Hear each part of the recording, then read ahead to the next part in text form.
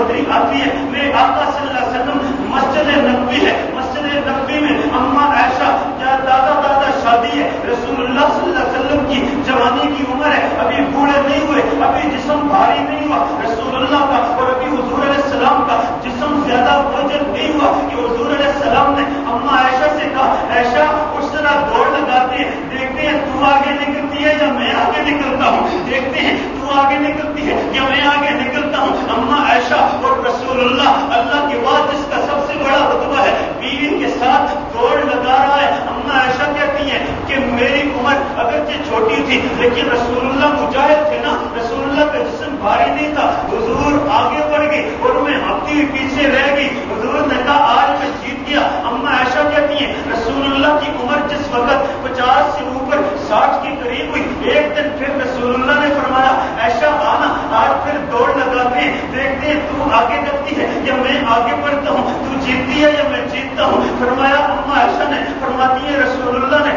پھر دوڑ لگائی اور دوڑ میں حضور کا جسم بھاری ہو گیا تھا اور میں بھی کچھ زیادہ کیا وہ دوڑنے کے قابل تھی. میں نے دوڑی اور رسول اللہ پیچھے رہ گئی, میں آگے بڑھ گئی. میرے نبی کا جواب سنیے, میرے نبی کا انداز سنیے. فرمایا عائشہ گھبرانے کی ضرورت نہیں ہے, دل کا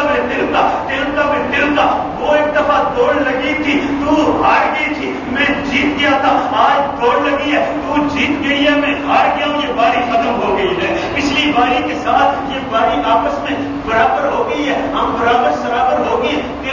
دل کا میرے آقا صلی اللہ علیہ وسلم کی اس حدیث کو شارح حدیث نے نقل کیا اور کہا بتاؤ اس دوڑ کا فائدہ کیا ہے, بیوی کے ساتھ دوڑ لگانے کا فائدہ کیا ہے. میرے آقا کی اس حدیث کی شرح میں شارح حدیث نے کہا فائدہ اور تو کچھ نہیں ہے, لیکن پیغمبر دو جہاں اللہ کے بعد سب سے اعلیٰ عرف و منظم مبرہ جناب محمد رسول اللہ امت کی تربیت کے لیے بیوی کی دلجوئی حاصل کرنا چاہتے ہیں. حالانکہ شور وہ ہے جس شور کی دلجوئی اللہ بھی حاصل کرنا چاہتا ہے, مخلوق بھی حاصل کرنا چاہتی ہے, لیکن وہ رسول وہ امام الانبیاء اپنی بیوی کو راضی کرنے کے لیے دلجوئی کے لیے فرماتے ہیں دل کا دوڑ کا اور فائدہ کوئی نہیں, لیکن بیوی راضی ہو جائے گی. ایام ایسے ایام ماواری اور ماواری جس طرح تیری میری بہن بیٹی اور بیوی پہ آتی ہے, اسی طرح یہ ایام ماواری رسول اللہ کی بیویوں پہ آتی تھی, رسول اللہ کی بیٹیوں پہ آتی تھی. بشر ہوتا ہی ہوا ہے جس کو لوازمات بشریہ لازم آیا کرے, بشر ہوتا ہی ہوا ہے جس کے لیے خصائص بشریہ ثابت ہوا کرے. رسول اللہ کی بیوی کو ام المؤمنین کو مخصوص ایام اور ایام حیض ہیں. رسول اللہ آپ سے پہلے مشہور ہے جب عورت کو حیض آتا ہے اور ماواری آتی ہے تو یہ عورت ناپاک ہو جاتی ہے, اس کی ہاتھوں کے دھوئے ہوئے کپڑے ٹھیک نہیں ہے, اس کی ہاتھوں کا پکا ہوا کھانا جائز نہیں ہے, اس عورت کو ہاتھ لگانا بھی جائز نہیں ہے, اس عورت کو پاس بٹھانا گویا کتے یا کتیا کے پاس بیٹھنا ہے.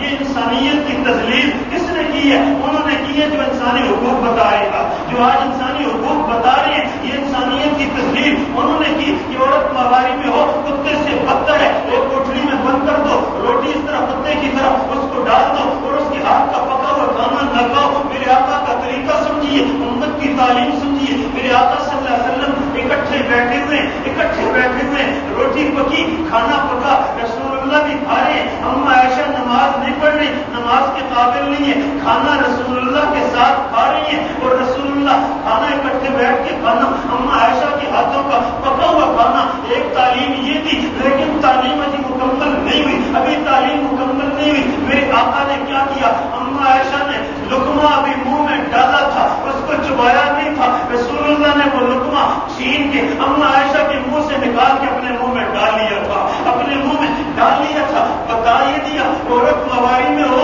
تو ناپاک نہیں ہوتی. کیوں؟ نبی کے جسم پہ گندی مکھی نہیں بیٹھتی, ناپاک جسم نہیں ہے. پیغمبر کا جسم پاک ہے, جس پاک جسم پہ اما عائشہ کے ایام حیض اور ایام ماواری کے دنوں میں لگا ہوا لقمہ اس کے منہ سے نکل کر رسول کے منہ میں آ جائے تو وہ لقمہ بھی پاک ہے, وہ عورت بھی پاک ہے, وہ لقمہ بھی پاک ہے, وہ عورت بھی پاک ہے. اس لیے میں عرض کرتا ہوں, میں نے آج آپ کے سامنے حقوق زوجین کے حوالے سے ایک بات موٹی سی یہ ذکر کرنی ہے کہ یہ زوجیت کا رشتہ